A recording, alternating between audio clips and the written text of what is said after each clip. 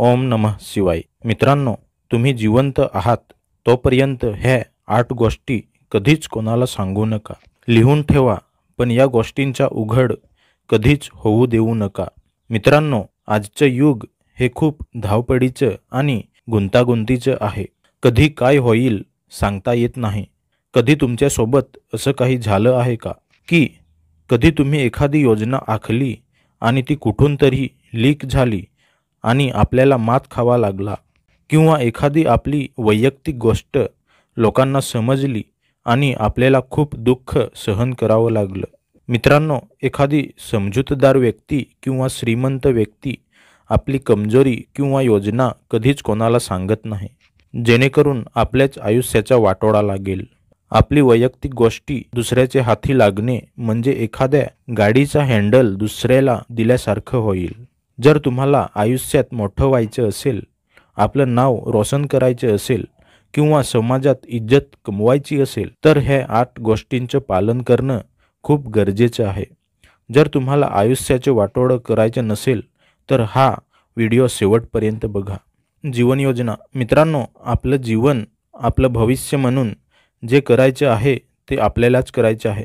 ज्यांचे आईवडिलांनी खूप पैसा कमावून ठेवला असेल त्यांना खूप काही करायची गरज नसते, पण ज्यांना अजून सक्सेस भेटलेलं नाही, कोणी नोकरीच्या शोधात असेल किंवा कोणी व्यवसाय करायचा प्लॅन करत असेल, तर अशा लोकांनी ह्या गोष्टी सांगू नका। जर ह्या गोष्टी लोकांना माहीत झाल्या तर त्या कामात आपली रुची राहत नाही। गप्प राहून सक्सेस होणं यातच मजा आहे, म्हणून कधीही भांडं फोडत बसायचं नाही। तुमचं स्वप्न। प्रत्येकाची काही ना काही स्वप्ने असतात।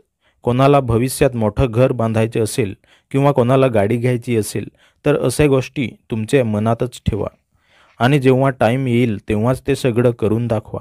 कारण अशा गोष्टी जर लोकांना आधीच माहीत झाल्या तर काही लोकांना जळण होते आणि अशी माणसं आपल्याला कुठे ना कुठे अडवण्याचा प्रयत्न करतात आणि आपल्या स्वप्नांचा वाटोळा होऊन जातो। तुमची मालमत्ता। आपण गरीब असो किंवा श्रीमंत, संपत्ती संपत्तीच असते, मग ती कमी असो किंवा जास्त, आपल्याला गरजेची असते। मित्रांनो, आपण किती कमावतो, पगार किती आहे किंवा आपल्याकडे किती पैसा आहे, सोनं दागिने कुठे ठेवलेलं आहे, अशी माहिती आपल्या जवळच्याला सुद्धा सांगू नका। कारण आपला जवळचा तो आहे म्हणून त्याला सांगितलं, पण त्याच्यासुद्धा कोणीतरी जवळचा असू शकतो। मग अशी माहिती पसरू शकते आणि त्या संपत्तीला नजर लागू शकते किंवा चोरीला सुद्धा जाऊ शकते, म्हणून जेवढं गुपित ठेवाल तेवढं चांगलं। आपला शत्रू। झगडे, मारामारी किंवा एका छोट्याशा चुकांमुळे लोक लगेच विरोधी होतात।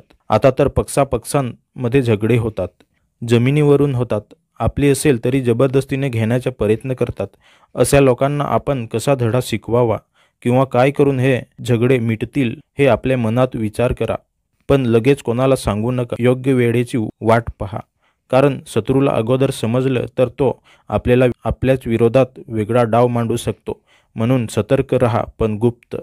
आपलं प्रेम। मित्रांनो, प्रेमात एवढी शक्ती आहे की ती पूर्ण जग जिंकू शकते, पण मध्येच अशा काही गोष्टी असतात जे आपल्याला जिंकू देत नाहीत। प्रेम हे आपलं वैयक्तिक नातं आहे आणि जे जपून ठेवणे ही आपली जिम्मेदारी आहे।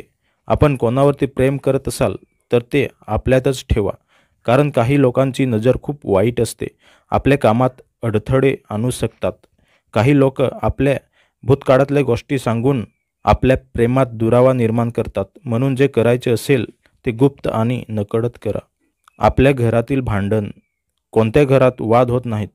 कधी ना कधी छोट्या मोठ्या गोष्टींवरून वाद निर्माण होतात, पण एक गोष्ट लक्षात ठेवा, अडचणीत आपलीच माणसं कामात येतात। त्यामुळे आपल्या घरात जे काही होत असेल घरातच ठेवा, बाहेर येऊ देऊ नका, कारण घरातली भांडणं किंवा गुपित बाहेर गेली की प्रतिष्ठा, शांती आणि ऐक्य संपतं। आपलं घर हे मंदिर आहे आणि त्याचं जतन आपणच केलं पाहिजे। दानधर्म। दानधर्म करणे हे पुण्याचं काम आहे।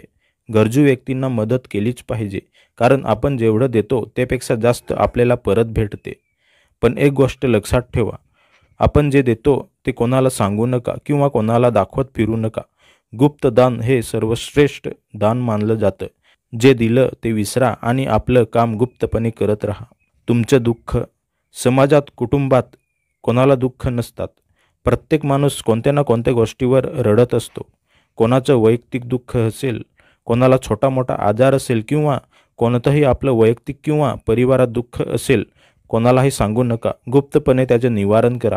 कारण आपण जर जखमा दाखवल्या तर आपलं शत्रू किंवा इतर लोक त्यात मीठ मसाला टाकायला तयार असतात. मित्रांनो, हे 8 गोष्टी जर तुम्ही नियमित पाळल्या तर तुम्हाला डोक्यावरचे टेन्शन कमी होईलच, पण तुम्हाला अशा गोष्टी करायला खूप आनंद मिळेल. कारण सांगून केलेल्या कामात एवढी मजा नसते, पण गुप्तपणे केलेलं काम आपण उत्साहाने करतो. कारण बघितलेली स्वप्ने पूर्ण झाली नाही तरी आपल्याला टेन्शन नाही, कारण त्या गोष्टी आपल्यालाच माहीत असतात. जर आपण लोकांना स्वप्ने सांगून साकार करायला जातो आणि टुकतो तेव्हा लोक टोमणे मारायला भरपूर येतात. मित्रांनो, व्हिडिओ आवडला असेल तर लाईक करा, शेअर करा. धन्यवाद.